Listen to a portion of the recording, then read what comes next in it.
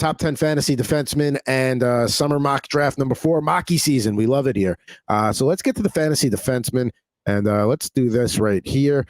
Top 10 fantasy defenseman for 2024, 2025. Now, listen, I understand there's a difference between banger leagues and non-banger leagues, and that does come into play with defensemen at a certain point, but I don't think that's a factor here in the top 10. Your top 10 defensemen are your top 10 defensemen, regardless of banger league or not. That does not really change as far as I'm concerned. So, without further ado, Cale Makar is usually the consensus number 1 overall defenseman. Do we have any disagreement about that among the THN line mates?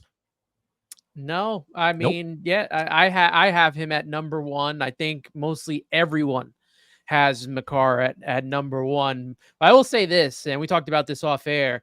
This was a lot harder than I thought of ranking these top 10 defensemen, because you got to consider some of the guys that are out in injuries last season that were major players the season before, and some guys jumping the list. So I think out of all this, Cale Makar is a consensus number 1. I don't know how Chris feels, though.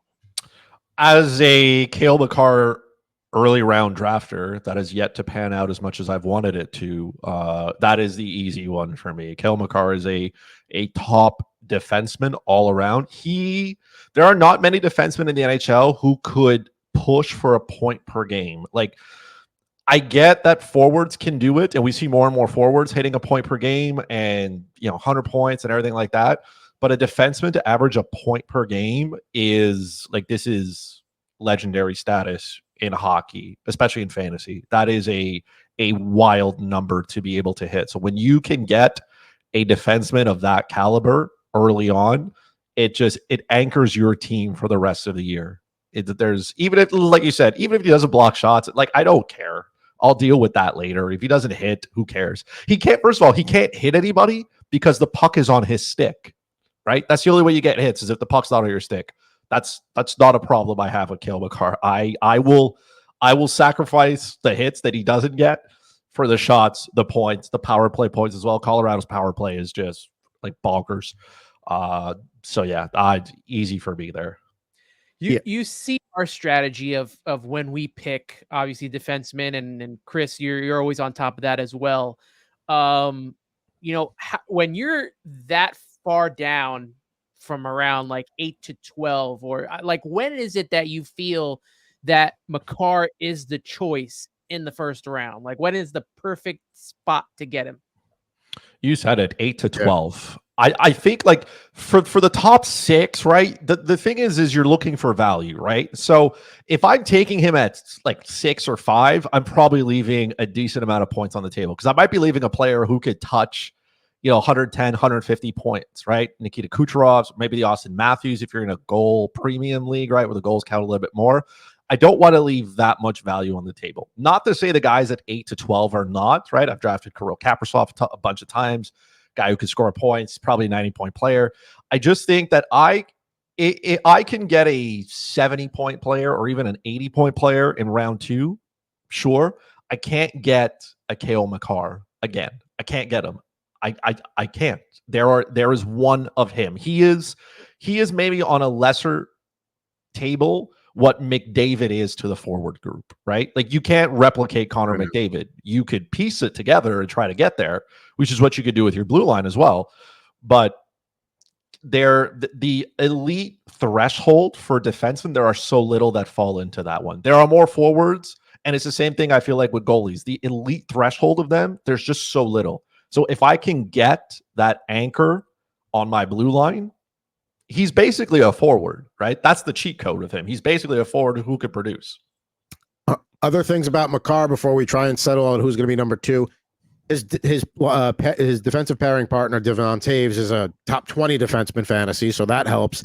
And he's one of those rare players where you don't worry is he going to take a step back this year? The only thing that's going to slow down his production is going to be a long-term injury. That's it.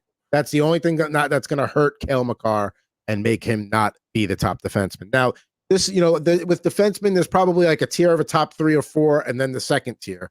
How you do those top 3 or 4 can vary those. So, number 2, this is where it can potentially get a little interesting. Ant, who did you have ranked at number 2?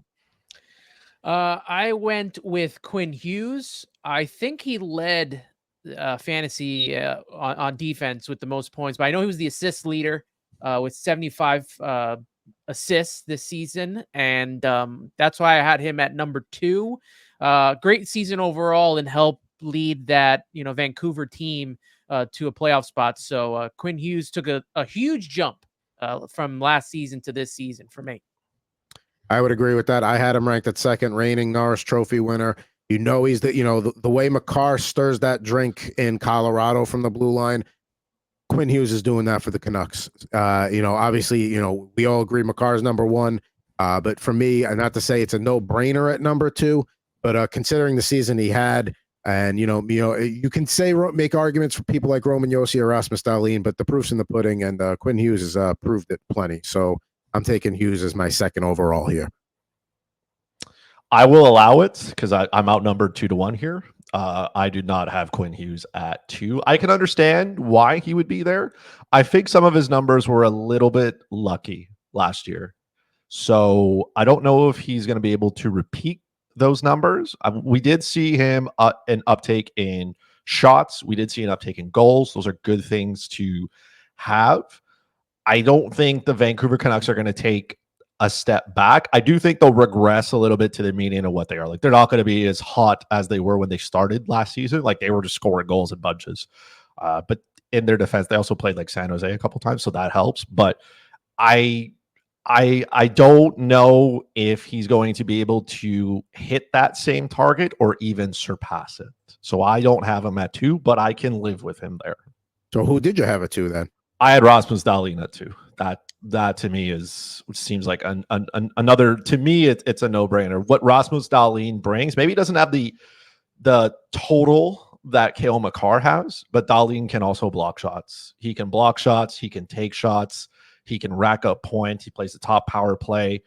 There's nobody there that's really going to steal his position, like even with Bowen Byram in town or even with Owen Powers. Like, Buffalo's not really a great team. I also expect the Buffalo Sabres to maybe be a little bit better, but they're going to be trailing in a lot of games still. So that means that Dahlin is going to see a lot of ice. He's going to see a lot of like kind of that like game script, if you want, for like football, where they have to be playing catch up and scoring goals.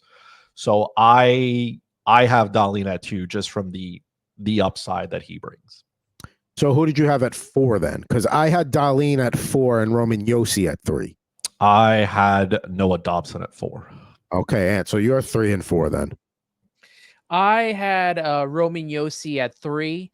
And if you miss out on Makar and Hughes, I think it's still fine. Obviously, everything that Chris said about Makar and him being that top defenseman, and us putting him at number 1, all true. But if you miss out on him, if you miss out on Hughes, Roman Josi, I think, to me, is the next best option. Led the league for defensemen in goals at 23. Also, shots on goal, 268. And those are big stats in certain leagues that you're going to need to utilize to get some points here. So that's why I had Josi at number 3. Do we anticipate maybe those numbers going down with, bringing guys in like Stamkos and March or so? There's only so many shots to go around. We worry that maybe he might take a tad of a hit in that department. No, not for me. Like, there's still more. Like, most teams will run their power play through the blue line, right? So I still think Yossi's going to get his opportunities. I think if anything, it frees up. Maybe even if he has fewer shots, maybe a couple of goals less, I expect him to be able to rack up just as many assists, if not more. Because like Marchessault and Stamkos are going to be burying the puck, right? Or at least that's the expectation. So if anything, I think his point total could increase, because now he's got 2 prolific shooters, even if they're not on the power play, like 5-on-5.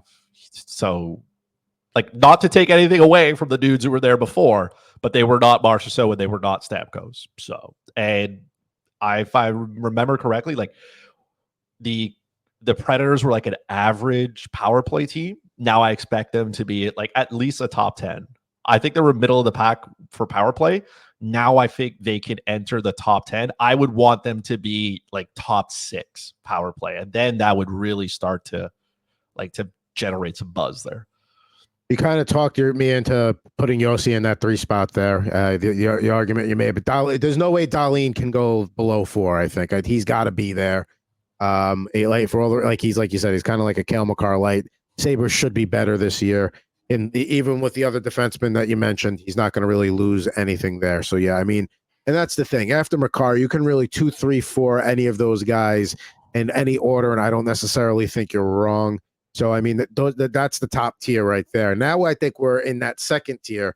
So you had Noah Dobson at 5. I had him at 8. I have Evan Bouchard at 5. Who did you have at 5, Ant? So I didn't get to do 4. I had Evan Bouchard at 4. Okay. So and you know, he's going to be on that top pairing with Matthias Ekholm. He'll be on the top penalty power play unit, trying to get points there as well. So that's why I had him at number 4. At number 5, I had Adam Fox, and from 5 on, it's very tough for me. I can go a whole different way with all these players, but Bouchard 4 for me, Fox 5. See, I had Fox 6. Wait, so did you not have Rasmus Dahlin in the top 5? I did not. I had him at number 7. That's criminal. Yeah, I mean, hey, maybe there's a regression. Who knows? Maybe he gets hurt. But you know, we'll see. You know, it's new coaching in Buffalo too, so we'll see what the system looks like and how they play once they get going there. So it sounds like Bouchard or Dobson is the, you know, gonna. This is top 5 here. This is the 5th spot, so cracking in there is important. So make the argument for Noah Dobson over Evan Bouchard, who's on what we all agree one of the best power play units of all time, and he's going to be running it. Bouchard can be at 5. I would live with that. Obviously, the uptake for Bouchard is the power play that he plays on. The Edmonton Oilers are going to be, I expect it to be top 3 of the league in goals per game. They may, like, yes, they have some new guys there, but Evan Bouchard is the quarterback of that top power play unit. He's got a rocket of a shot. His ice time is not of the elites, right? He's not going to play 25, 26 minutes a night. That's not his game. I also do, like, he's not a guy who's going to block a ton of shots. His shot volume could be good, but sometimes it's not there. For me, Noah Dobson is a more complete defenseman. So if you're looking for a complete defenseman, maybe he doesn't have the goals, but he racked up a ton of assists. He shoots the puck. He blocks shots.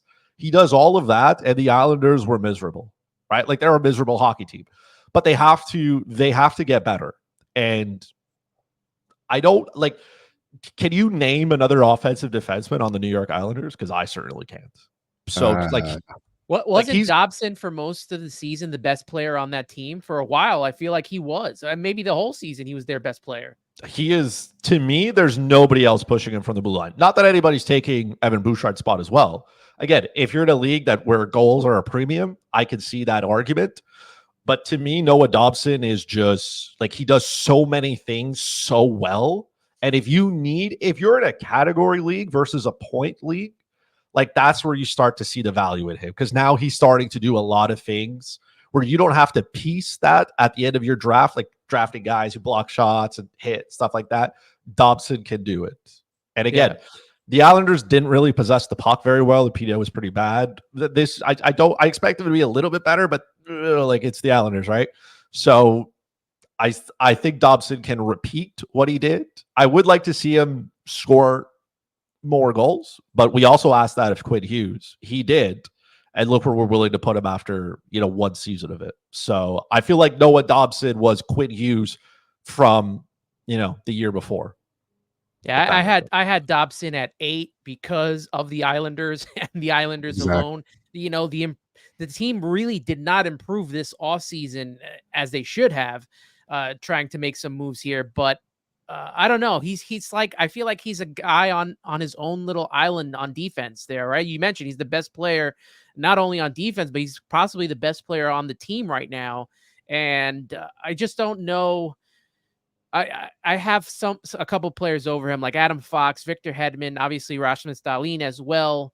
But if he's at 6, I mean, he's got all the talent in the world. I just, Quinn Hughes, I feel like, is a different story because he has a better infrastructure around him than what the Islanders possess at this moment in time.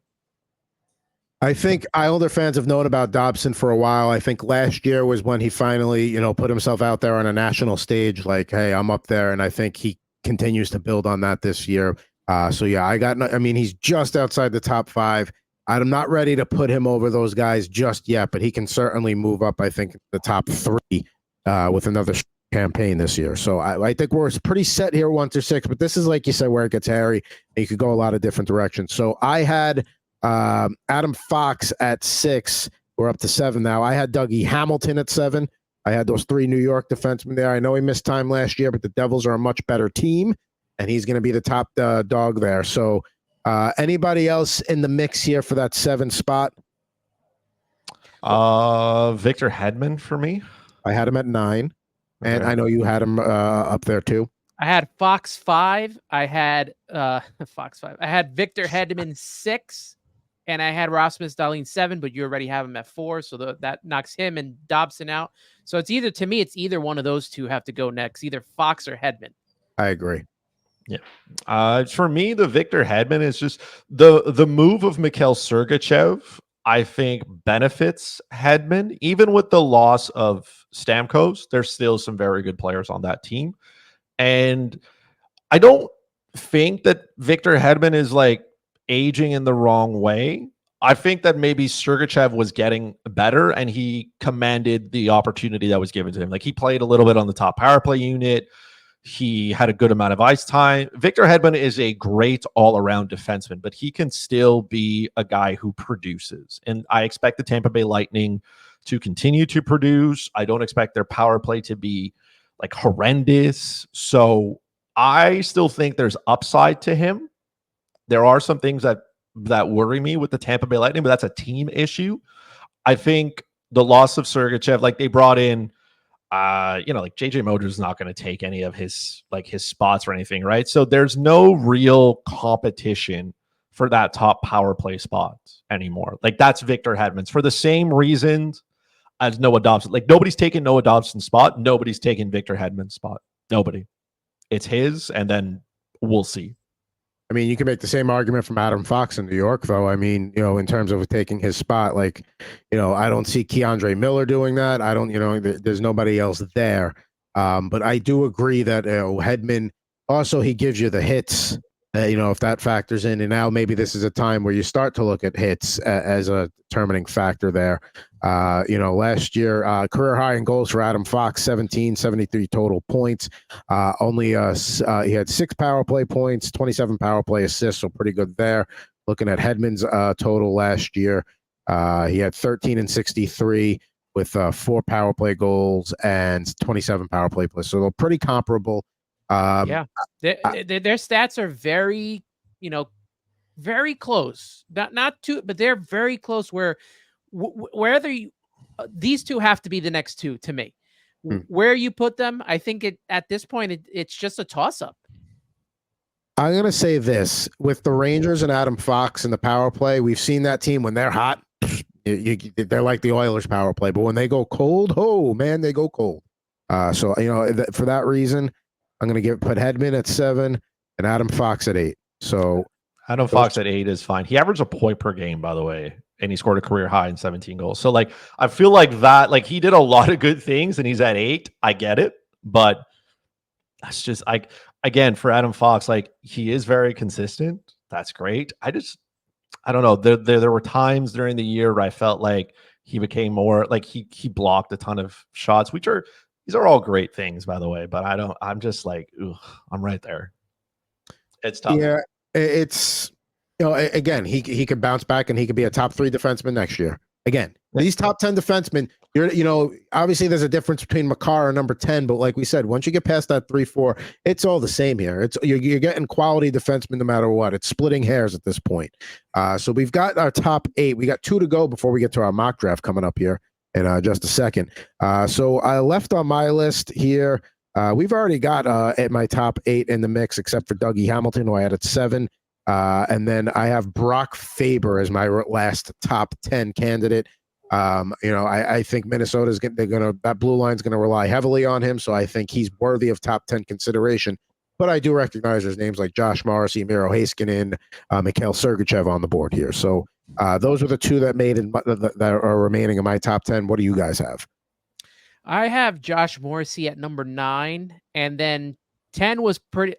10 to me is another toss up. But I'm gonna be a homer and hope that Dougie Hamilton returns to form following that season-ending injury that he had. But the other guys that could possibly go at 10 for me was Sergachev and Mackenzie Weegar after he had a really good season. But the fact that he plays in Calgary could become a big issue. So that's why he's kind of at the tail end of number 10 for me. We can't even talk about Mackenzie Weegar. Like, just forget he. Like, imagine. I have Josh Morrissey at 9. I feel like was a little bit of a disrespect to him. Sorry, Josh.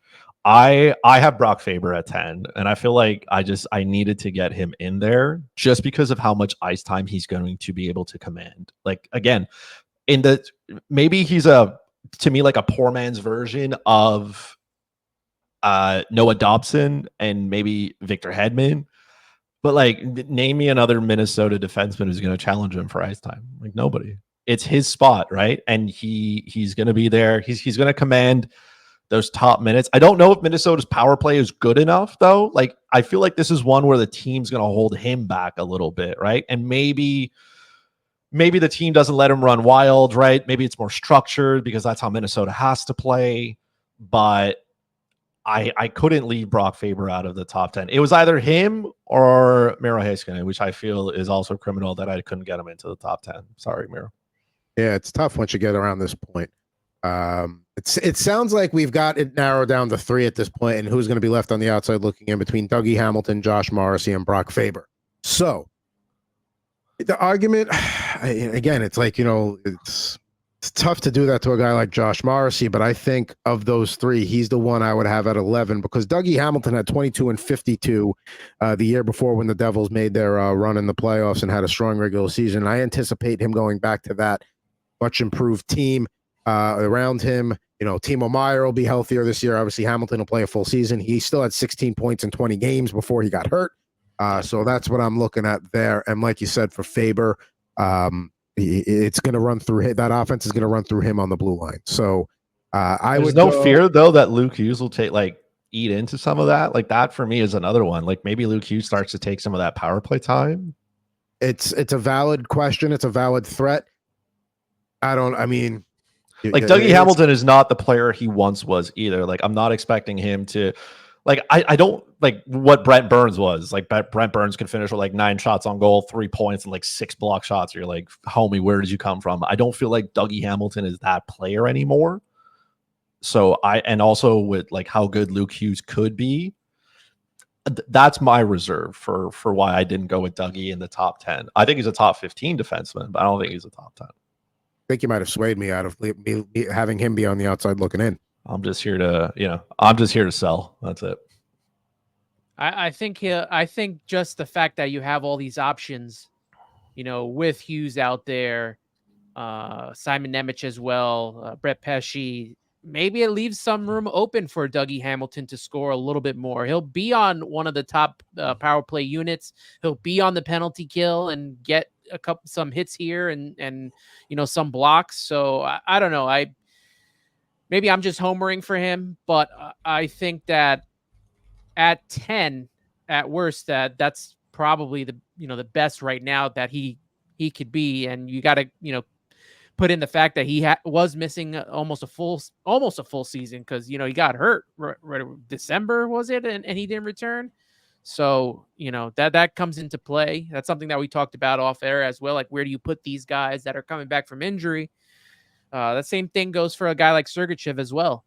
But yeah, I think any of those 3 should be on this list. Sergachev was the guy I had probably on the outside looking in there because he's gonna like Christopher pointed out before, he earned the time he got. He was playing that well for them, pre-injury and then after injury. He's going to be the guy in Utah, that's for sure. So he's going to be treated and get all the minutes that a top defenseman gets. So that's why I have him there. We got to make a decision here. I can live with Dougie Hamilton at 9, but Brock Faber has to be at 10. I was going to say Brock Faber has to be 10, and we have to decide who's 9 between Hamilton and Morrissey. So that's the recipe there.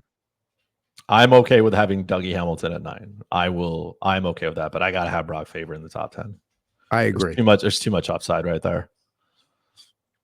because of the Luke Hughes argument and because it's a legitimate threat, because he could be a number one power play defenseman on a lot of other teams, I'll give Morrissey one more year in the top 10. That's what we'll do. Sorry, Dougie. We happy with that top 10 list? You think that's a pretty good list? This was tough, though. I agree with that said. There's a lot of different ways you can go. Clearly, we did not agree after. Like we got to 2, and then our lists were very different. Yeah, but I mean, again, it was mostly the same people. It was just a very different order on some of them. And like you said, a Moritz Seider, it's tough to see him go like that. But, you know. Yeah, no offense to the guys who didn't make it.